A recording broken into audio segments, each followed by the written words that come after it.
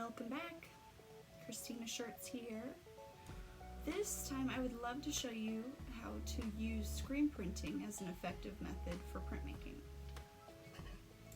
Supplies wise, you'll need a screen. I purchased this on Amazon and I like the aluminum frame screens because I think it has a longer shelf life. You'll need some tape. A ruler would be nice.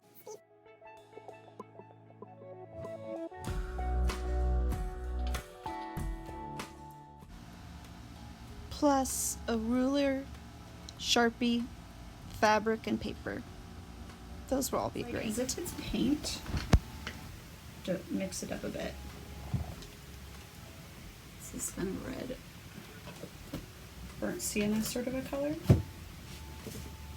And you will be painting it on using my sort of painterly method of printmaking. So, choose your image. I recommend for printmaking, consider the negative space around the image. If it is text, you'll need to reverse it. I'll walk you through that as we go.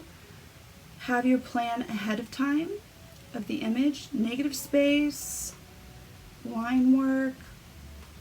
What else? What's the other thing for printmaking?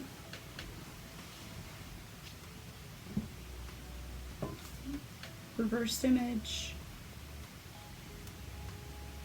I don't know, let's see. Let's see what comes to me. Hopefully I'll fill in the blanks as we go along.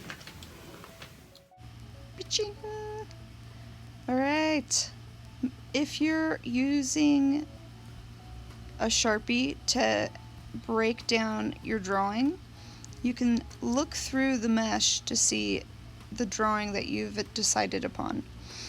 I decided to use text as long as the mesh, the side where the mesh can face down and touch the table. If you're drawing onto that side, the text can face in the normal direction.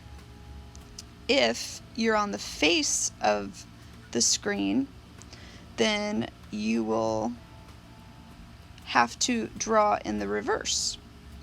I just draw it out and start to mark the area I want to fill with screen filler. I'll be painting in the screen filler. So, and if it's a larger area, I can just use blue painter's tape to tape off larger areas. I chose an angled brush, more detailed angled brush. You may not have the face of the screen directly on a table. You need to hold it up, stabilize it up so that it can dry quicker, but also that it doesn't stick to something underneath. The screen filler is very plasticky. Think of it like acrylic paint. It dries really fast, it dries really hard, and so you don't want a screen to dry onto a piece of paper or anything like that. So have it on its own little stilts. You can get some from the hardware store if you really want to, but I just had some blocks of wood.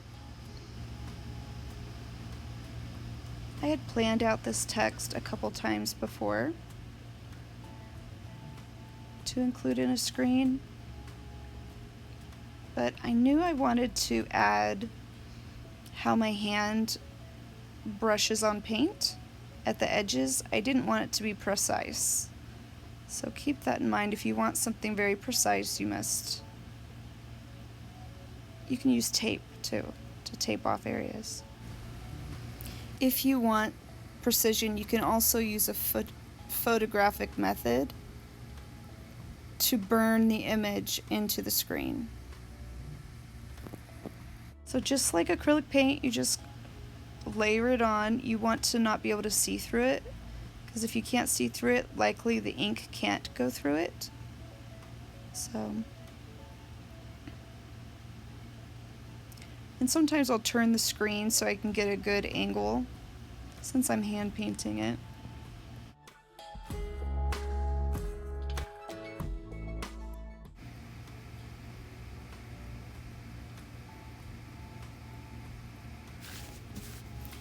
lay out a layer of fabric underneath or a number of or paper the size, stacks of paper the size of your screen. Just kind of helps once you're pressing down onto the image for it to have some give. Lay out your paper or selected fabric, perhaps, if you're using screen print fabric ink. Here's a nice size squeegee. Make sure your squeegee can fit within your screen. Here's some screen printing ink that's made for fabric, so it can be washed. But I use it for most of my printmaking because it has good color selections. Squeegee it across, puts pressure down, hold it at an angle, and press over a couple different directions. Usually your first print does not come out that good. This one is pretty good for a first print, for a first run. I grabbed not only a piece of paper, but I had a collage that wasn't really feeling like it was getting anywhere. So I thought, why not print over it? I tend to go maximalist before I can finally edit down what is essential.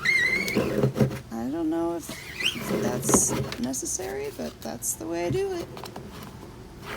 The best part of screen printing or most printmaking is the reveal that happens after you're done squeegeeing, and how you get to like peek and just see it revealed to the world.